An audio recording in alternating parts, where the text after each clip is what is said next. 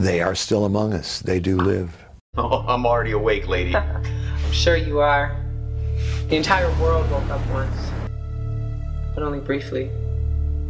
They tried to take away our memories. But you can't erase something like that. So they changed it, twisted it into something dismissible. A movie. You've probably seen it.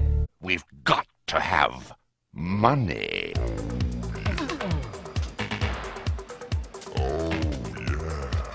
And I'm thirsty for blood.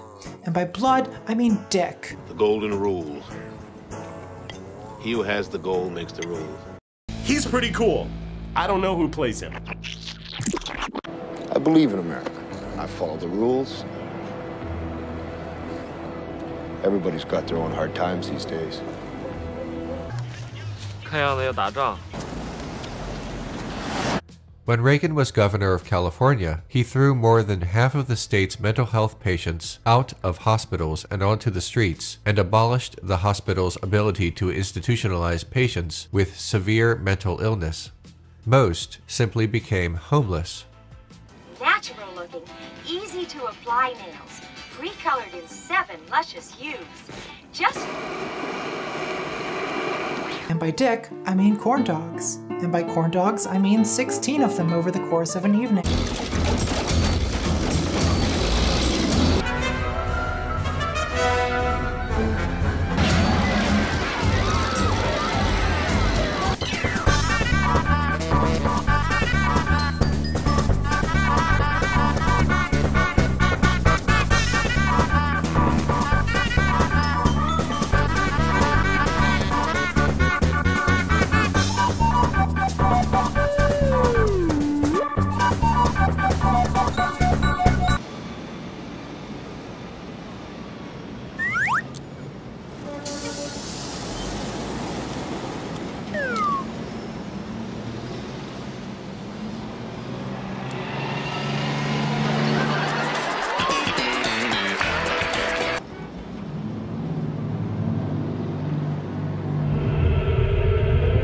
All the things that everybody strives for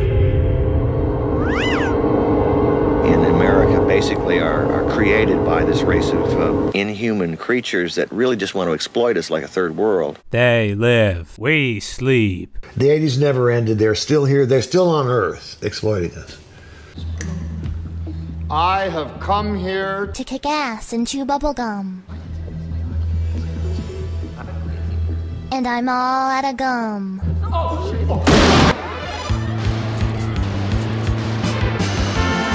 It's an action film. Trouble. The problem here is that this is where the war against the aliens ends.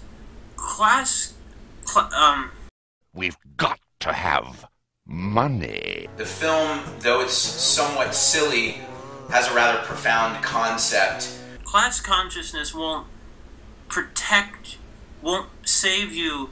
If you just go shoot up a bank, class consciousness won't save you. Where am I going? I'm just so lost. You married?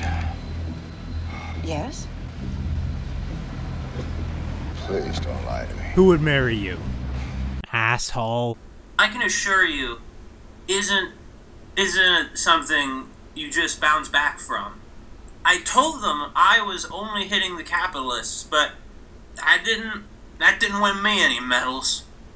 You look like your head fell on the cheese dip back in 1957. I got class consciousness in my hands. No way, man. It's gross. Tape them on. No can do, man. I'm giving you a choice. Either put on these glasses or start eating that trash can. I already am eating from the trash can all the time.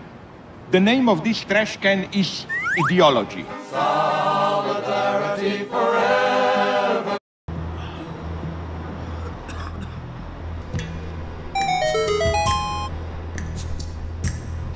I don't want to fight you. Come on! I don't want to fight you. Stop it! No!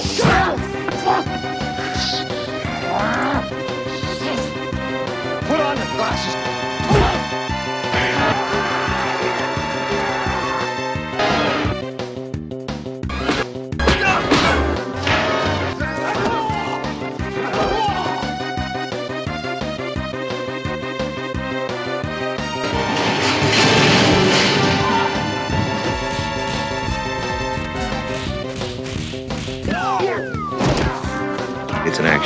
It's the 5-minute one-on-one fist fight over putting on a pair of sunglasses. A long time ago, things were different, man. We've got to have money. It's an action film. Ladies and gentlemen of America, the threat is right in front of us. An alien presence has taken over your friends and family. It's everyone you know, everyone you see. Reagan sided against the Democratic Republic of Afghanistan and funded religious extremists with almost $5 billion in taxpayer money. These extremists were the Mujahideen, some of whom eventually became the Taliban. The Reagan administration illegally sold arms to Iran and supported South American terrorists. People don't realize they're being manipulated because they're so caught up in consumption and the rat race, the drag of day-to-day life, that they don't realize they're being controlled by aliens. The Reagan administration was convicted of violating Nicaragua's sovereignty and encouraging widespread crimes against humanity. So, yeah, not exactly collaborating with alien monsters, but not as far off as one might think.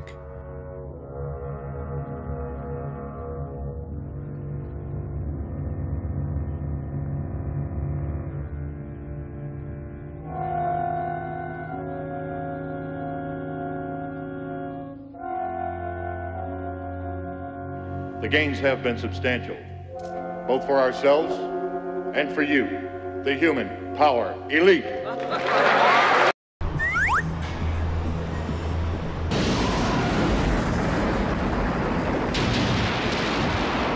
Solidarity forever.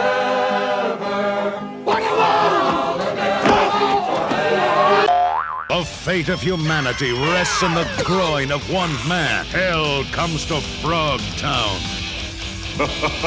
Starring wrestling superstar Rowdy Roddy Piper.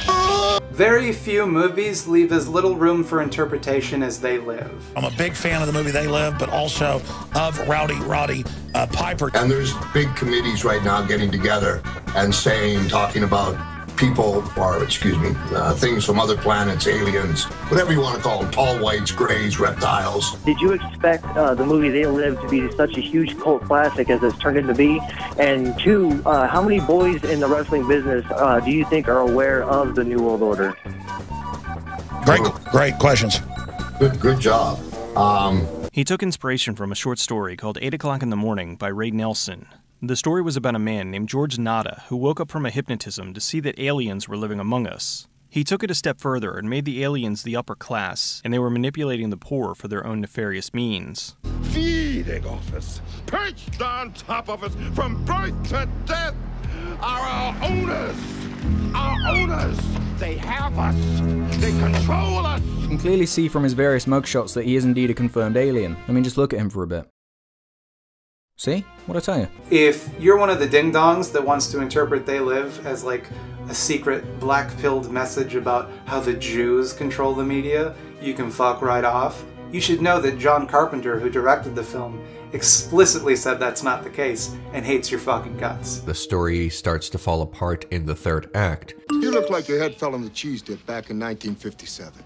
You're one of them? No. No, I'm human. I have what you could call a mutually beneficial relationship with them.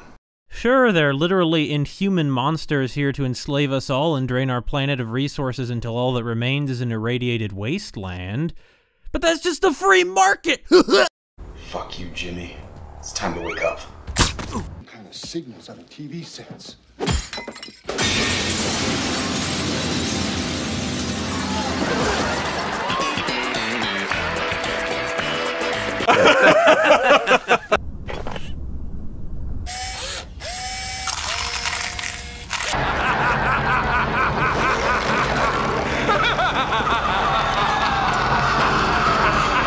I thought you boys understood. It's business. That's all it is. You still don't get it, do you, boys? There ain't no countries anymore. No more good guys. They're running the whole show. They own everything, the whole goddamn planet. They can do whatever they want. There is no America. There is no democracy. There is only IBM and ITT and AT&T and DuPont, Dow, Union Carbide, and Exxon. Those are the nations of the world today. They Live is a documentary about what's going on now. Relevance, of course. Yeah, still here. Frank was one of those working homeless guys who would get a job. He'd, live in a shanty town or a hotel room here and there when he could get one and send the money home to his family. I don't think that story is as rare as we'd like to think it is. They are still among us. They do live.